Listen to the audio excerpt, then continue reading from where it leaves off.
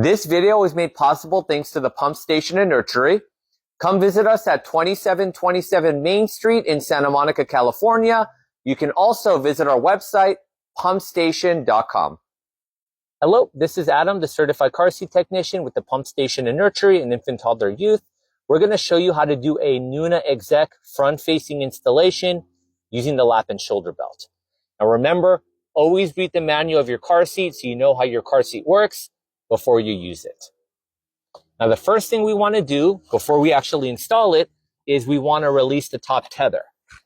There is a strap connected to the back of the car seat. This is called a tether, and we need to loosen it up. So I'm going to lift back this panel here.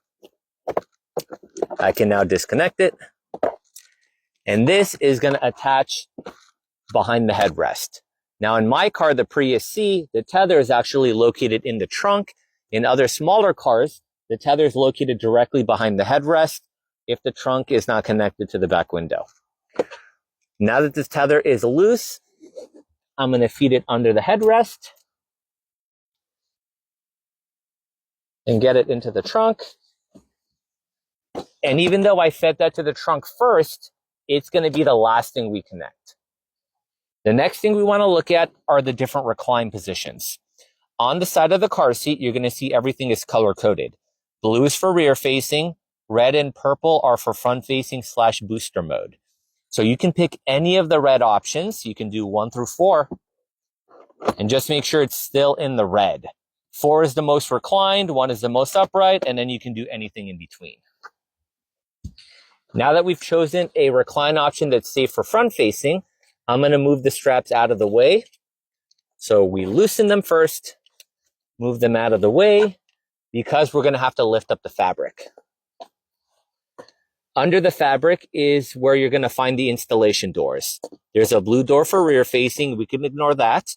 And there's a red door for front facing. If you lift up the red button, the installation door is going to open. Now, if the headrest panel is in the way, we need to move it up a little bit so that way we can open the door fully. Push the gray button right above where it says Nuna and slide the headrest up. Now our installation door is completely clear to open up all the way. And when you open the door, you're going to see a red seatbelt sticker to let you know that's where the seatbelt needs to feed through. And you're going to see the same red seatbelt sticker on both sides of the car seat where the seatbelt is supposed to enter and exit. So there's one on each side of the chair. Now that our installation door is open, we're going to grab our seatbelt. I'm going to go in through the red tunnel on my side first because this is where the seatbelt's coming from. I'm going to go under the installation door. I'm going to go out the other red tunnel. And now that we've gone through the car seat, I can just buckle the seatbelt in normally. Next, we need to lock the seatbelt. You want to grab your shoulder belt and pull it all the way out slowly as far as it can go. Once you've completely pulled the seatbelt out, when you let it go again, you should hear a clicking ratcheting sound. That sound is letting you know the seatbelt has been successfully switched to locking mode. So we're going to do a little bit of tightening. I'm going to pull on the shoulder belt as I'm applying weight to the car seat. I'm going to slowly rock the car seat from side to side, and I'm just kind of pushing the car seat into the vehicle seat. All of this extra slack I've been tightening, I want to make sure I feed it back in the car so it continues to lock. Whenever I feel like the seatbelt is tight enough, the last thing we need to do with the seatbelt is close the installation door. You're going to push the red door down on top of the lap and shoulder belt, and you are going to feel some resistance. That's the seatbelt continuing to be locked. Push it all the way down until you hear a clicking sound. Once the door is completely closed, you can test the car seat for snugness. With one hand, grab either side of the car seat where the red sticker is.